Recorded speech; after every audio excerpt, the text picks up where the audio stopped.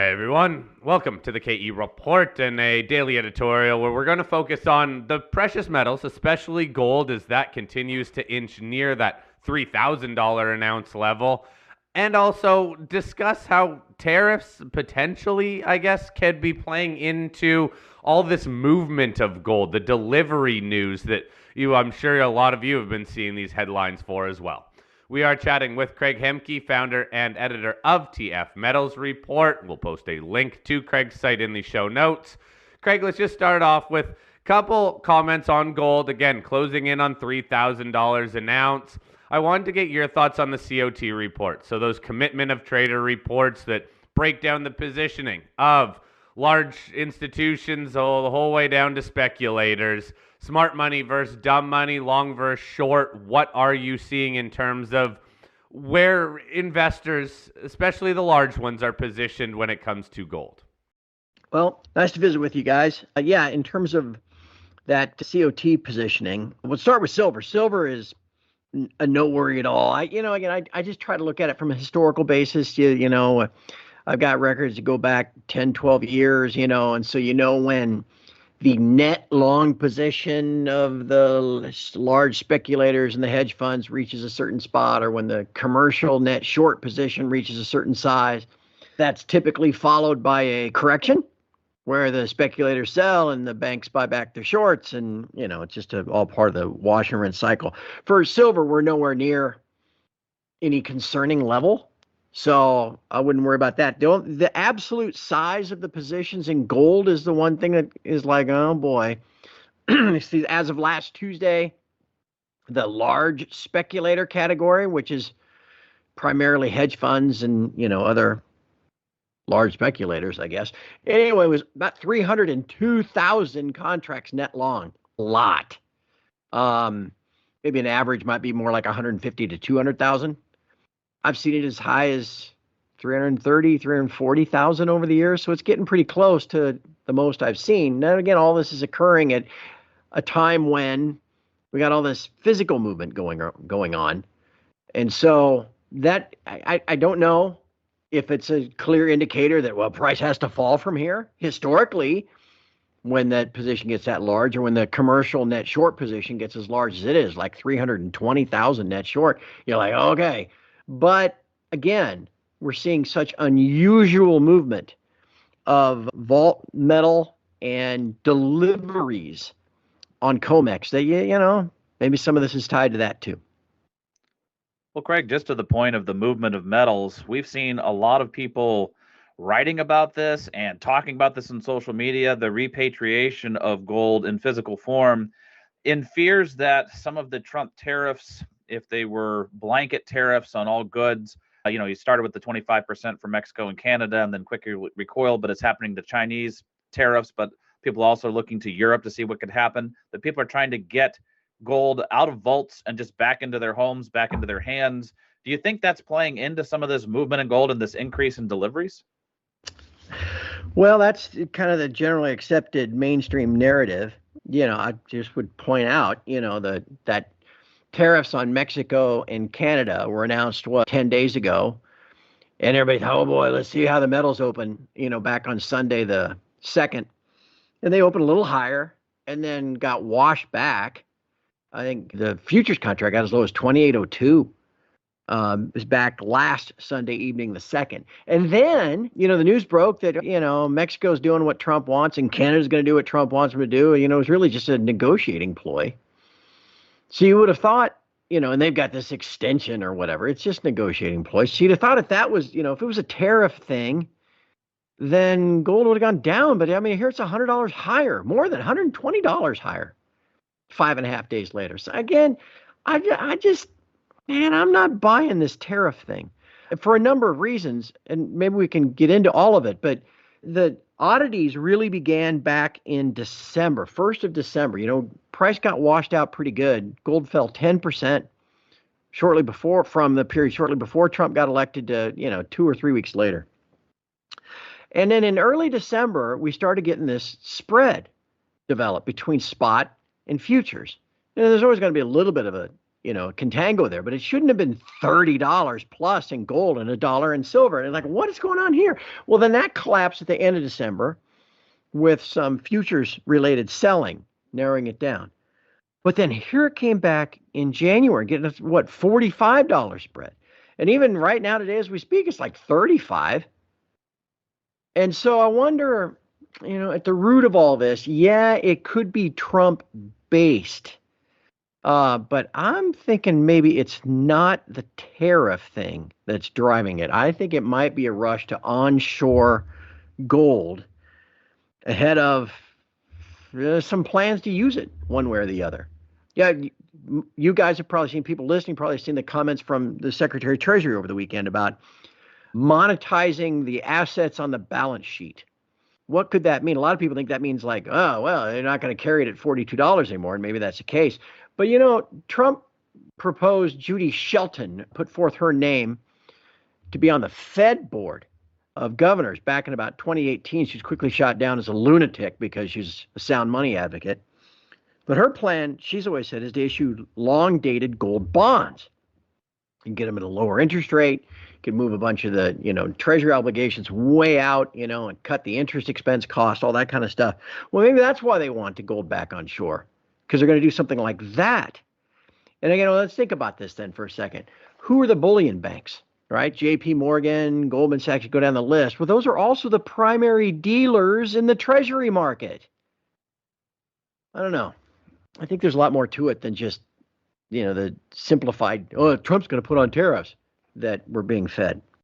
So what sort of an impact would it have for investors on the gold market if, let's say, the Treasury Department does, instead of carrying gold at right around $40 an ounce, which they have on their balance sheet now, simply revalue it? Does it make any difference in the gold market if the ounces don't change what's in their balance sheet, but they just change the accounting so they can show more balance sheet items?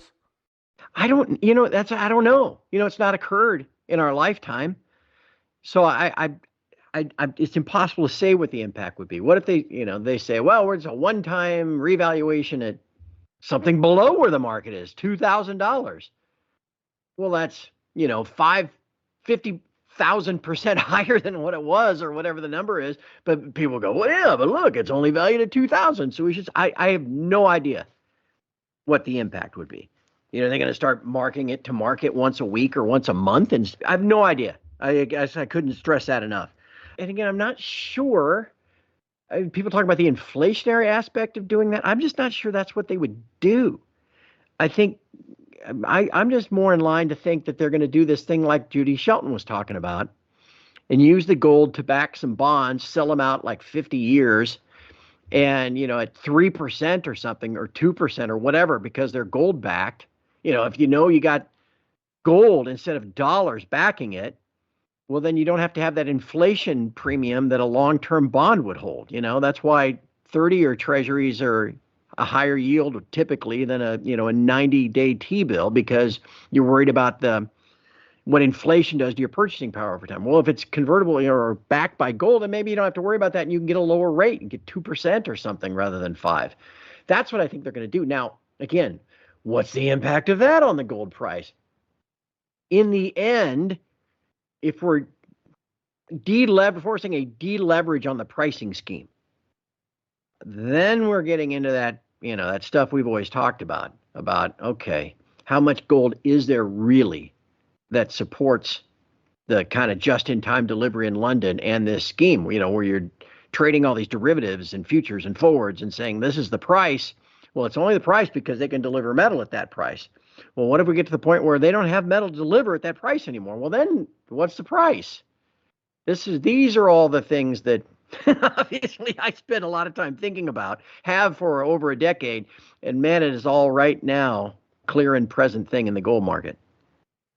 Yeah, Craig, a couple of good points there. It would be interesting for the long-dated bonds if they were backed by gold. It would give people some confidence that it would keep track with inflation just on its own. But it's also the great point of, is the gold actually there? Do we have the gold there? Should we audit Fort Knox? All those kind of questions come back to mind as to what the U.S. is actually sitting on and what the derivatives markets are selling. I think 100-to-1 contracts on gold. It's going to be interesting to see the battle between paper gold and physical gold. But when we look at paper gold, Craig, we got to agree that the futures prices have continued just to blast to higher highs over and over again. It seems like every week we're seeing a new all-time high, and we're seeing it on the monthly basis in January. We're seeing it on the weekly basis to end last Friday. We're seeing it today on the intraday and the daily basis. So with the series of higher highs happening over and over again in the paper markets, isn't there just also a momentum trade in the metal right now? Which is weird to say, but it's gold is in momentum. It would seem to be. Remember all the discussions last year? We were like, why is gold going up, man? The dollar's going up and bond market's selling off and rates are higher, but yet here's gold 2,300, 2,400. We're like, what's going on? And real interest rates and the gold tracking that, but now all of a sudden it's not anymore. I mean, it's kind of an extension of that. You go back, pull up a daily chart. Anybody listening, the most recent low came on the blowout down to about 26 and 20, 26.20, something like that, after the December FOMC meeting. Well, what happened then? Well, that was the hawkish pause, or whatever the hell they try to say. And the Fed trimmed their rate forecast by from 4 cuts this year to 2, and gold washed out that day, like I said, to 26.20. Well, it's been damn near straight up. I mean, not green candles every day, but pretty much straight up since, particularly since the first of the year. So yeah, what the heck is going on here? Remember when we discussed my macrocast this year, we said, one thing I really didn't take account was that central bank demand kind of underpinning and buying all the dips and all that kind of stuff. We just got the latest numbers for last year from the World Gold Council last week, 3rd year in a row. Net central bank demand over 1,000 metric tons. 3-year total, whatever it is, 3,300 metric tons. Okay, why does that matter? Well, again, what really got things cooking 2 weeks ago was the report in the Financial Times, the veritable Financial Times, about 4 to 8 week delivery delays in London. Well, wait a second. Why should there be delivery delays if you've got, as the LBMA claims, 8,500 metric tons of gold? Well, why can't they deliver out, 70 tons or 100 tons? Well, the problem is when they tell you they got 8,500 metric tons of gold in London, 4,500 is Bank of England or so. Another 3,000 is ETF gold. So the float, and Ronan Manley's written about this for years, the float may not even be 1,000 metric tons. We get 3 years of central bank demand in excess of 1,000 metric tons, and all of a sudden you got the Comex delivering 70 tons in January, and they're on pace to probably do a couple hundred tons in February. All of a sudden, 800, tons of gold in London isn't that much. 1,000 metric, 100, whatever it is, you can go through it pretty quick. So again, I think all of this is underpinning that price. There's a momentum trade, for paper traders, and that's why part of why that speculative positioning is getting so high. There's a lot more going on here than just the average trade where we're looking at, look at what the bond market's doing, look at what the dollar's doing, and the COT report. Oh man, the gold price has been doing well, and again, everyone always wants to try to signify 1 or 2 reasons for why it's doing well, and right now, clearly it's a momentum trade. And one other thing we're seeing is that the stocks are also doing well, which brings up the question over the last couple of years. We kept on talking about how the gold trade was driven by the Eastern countries continuing to drive the gold price higher, and that's why the stocks weren't joining in. But again, the stocks are joining in. The stocks are doing quite well right now. Has there been a shift back to the Western demand side of things, and that's what's also driving gold here, Craig? I don't think so. You look at these dealers here in the U.S., retail. I mean, you could buy pretty close to spot, both gold and silver.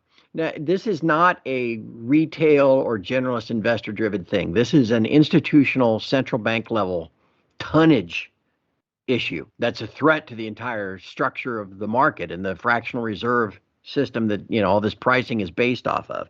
So as this relates to the mining shares, I don't know. I mean, GDX is still a couple points shy of its highs back in October. So, and again, that's largely due to Newmont and Barrick being such dogs. If they can get their act together, this is maybe something we haven't really talked about before. You guys, my discuss with Barrick is well documented. And the problem is it's such a dog that the generalist buys it. And then they see gold price go up and, Newmont goes down, and they think, well, to hell with these things. And they totally don't even take a look at Kinross, or Agnico Eagle or any others that are doing great. If we could actually get, and I think they're trying to do this, if we could actually get Newmont to just keep pace with the others, God, might really help the sector. Now, that said, here we are again. I mean, AEM's going to report later this week. Newmont's going to report next week. A lot of the generalist investors are going to go, well, that's it for now. I just made, $20 in AEM. I think I'll sell it and go buy myself a Mag 7 for the next 6 weeks and then come back to it later, before the next earnings announcement. So I wouldn't be surprised if again, once we get earnings behind us, we don't get into a, kind of a dull period in the shares again. Well, Craig, just maybe taking the other side of that discussion, I mean, I think that we could actually see a blowout in a lot of companies, including Newmont and Barrick, on their Q4 numbers. And I think when a lot of generalists look at that, they're going to be making too much money to ignore. And there's a swath of a couple dozen mid-tier producers that are just making literal money, gold, pulling it out of the ground. And I think that this could be the thing we've been waiting for to trigger more generalist investor interest. Couldn't it be, instead of sell the news, that it's finally buy the news, maybe? Could be. But again, typically how it's always been, and again, until we see that change, I would expect that to continue, is, I mean, look at the chart of AEM. It went down to 77 or 78 every month for about the last 4 or 5 months, and then would pop up to 80 something and pull back, and then pull up close to 90 and all that pull back. And I thought, well, this time it's probably going to go up, well into the 90s, and now here it's triple digits. It's probably going to pull back again. And again, the idea is what other news is going to come out that is going to push it higher again, make it another run. Now, maybe it trades higher if the metal, keeps going higher, anticipation. But a lot of times it's like, well, okay, that's it for them for a while. Let's take our profits here and go put it someplace else for the next 6 weeks. Then we can revisit. It seems like that's the way that trade works. Well, I guess we'll see what happens. Boy, oh boy, we've talked a lot about these upcoming earnings, and their revenue definitely has to be strong, right? Because the metals price much, much higher. It now just comes down to costs, where their costs are, and hopefully some growth. Hopefully we do start to see some of these majors bring online some assets and even talk a little bit more about growth. I think that could also really help to bring in some of those generalists. But hey, right now, look, the metals price is doing well. And as I said, I am seeing a lot of companies also doing well on the back of that metals price. So it's a good environment right now, no matter what you want to attribute it to. Craig, always great chatting with you. We'll touch base with you maybe next week, maybe the week after, either way. But it will be the big focus of earnings coming up and seeing what those market reactions are. Again, Craig Hemke, founder and editor of TF Metals Report. Click that link in the show notes to keep up to date with Craig. Craig, have a great rest of your week, man. Thanks, guys.